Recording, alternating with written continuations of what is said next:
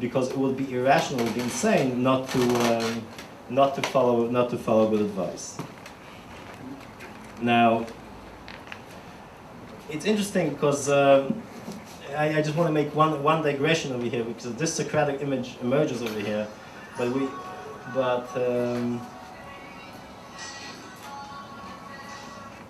excuse me, could you go? Trying to be helpful.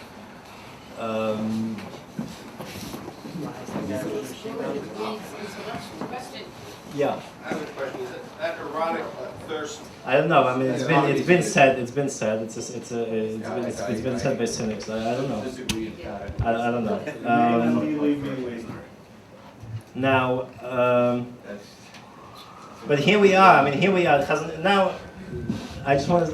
Socrates like this. So Socrates acknowledges Socrates is a rationalist, and he will follow the argument wherever it leads. However, what's necessary in Socratic program for education, for improvement, for sublimation of a man? It's not only logic. It's not only rationalism. It's also that erotic force, that intuition, that is necessary, that is perhaps innate, that's active, that positive charge, that leads people into thinking. So this is, by now we have a complete picture of an intellectual. He's very far from ordinary man. That element of intuitive erotic force is already difficult, because it's definitely difficult because it doesn't. Listen, you're really bothering me. Well, why I mean, what's your problem? I mean, what's your problem? I mean, why would you disturb me when I say lecture? Could you please don't do that? I mean, why would you want to make an idiot out of something public and make it hard for me? Here's your platform. I mean, I understand. Well, you have anything to say? I mean, why don't you share it with the rest of the class? Here's your platform. I mean, you basically it's not the first time you came to my lecture and you mumbled idiocy, right? You're trying to be silly. I basically believe that you're an idiot and you are an idiot. I mean, now I've said it. Is that what you want? You wanted that sort of publicity? I mean, So it's just medication. all right. Just get back on. No, I mean, you're really disturbing me. I will ask Isaac to remove you.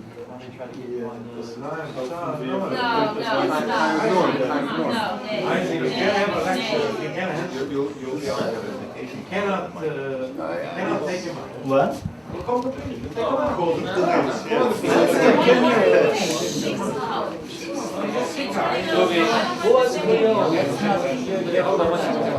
Here's the deal. One soon we're going to have a week where you can give a lecture.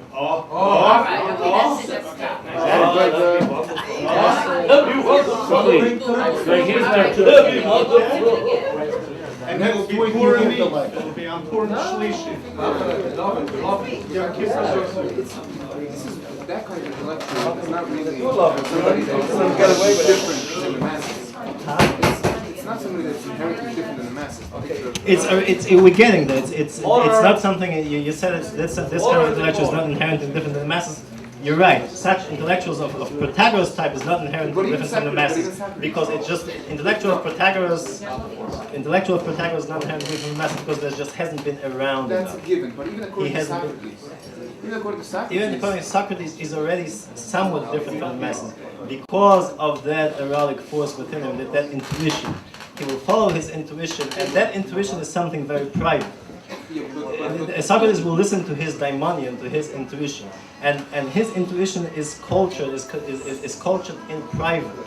We have no access to it. We have no access to it, even though every person has that intuition.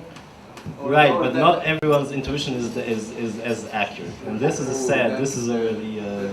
But it's still not. It's still we're still getting there, right? Clearly, the method that Socrates took upon the method of the Socratic method to educate the crowds was pharhesia, just like the Aramaic word pharhesia comes from the Greek pharhesia, which is a public debate. All those things, Socrates is not a thinker we know from. Well, he did hold out hope for the public, though. It's not like he. Because he right. That's of course we see it in his Socratic methods. Socrates firmly believed in he was not cynical. No, absolutely not. Socrates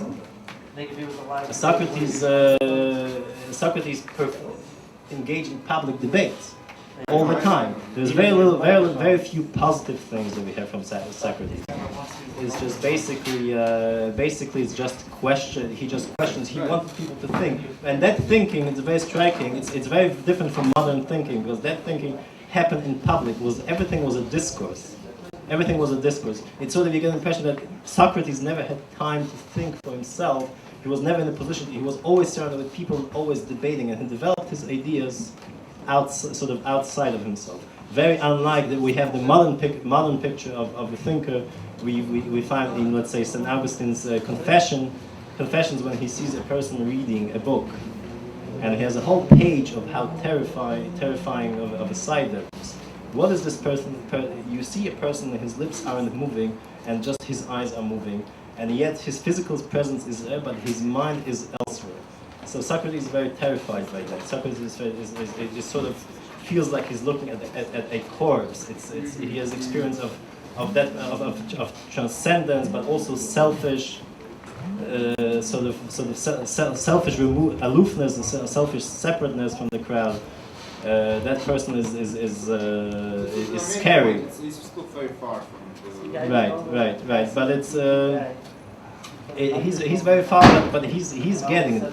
But he's getting there because he will follow his intuition. So you can't get with Socrates already. It's harder to win. Now we have in our tradition we have an example of it's striking how the similarity to me is striking that we have Socrates, we have Chazon Ish. I found Chazon Ish was a very similar figure like that to Socrates. What? Yeah, Chazon Ish was by Abraham Mishai Kalvitz, was a great Talmudic scholar from Lithuania that lived the end of his life in Nebrak, a great Talmudist. Chazon Ish writes a lot, rebukes his opponents for not following the argument wherever it leads, for not being fully logical. However, after examining both sides, he very often says, my heart, Chazon Ish writes, Chazon Ish, the great rationalist, says, my heart tells me, my heart whispers to me to make such and such decisions. And it's the same thing, a similar thing we find in Socrates. Socrates is not all rational, not all childishly, primitively rational, like Protagoras. Now,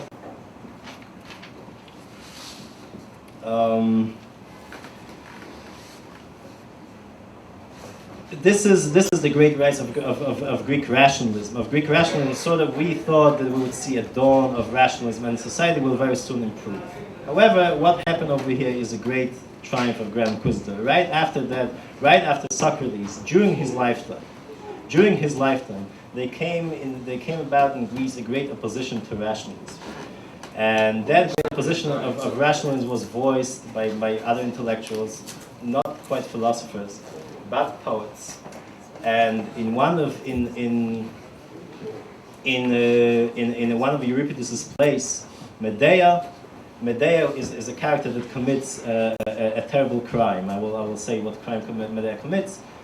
And Euripides puts in her mouth the following words. The words of Medea are that even though I know that what I'm about to commit a grave sin, yet something within me compels me to do it, and I know full well, yet I choose to do it. Very much against the Socratic assumption that once aware of the benefits and of righteous, virtuous action, people will refrain from.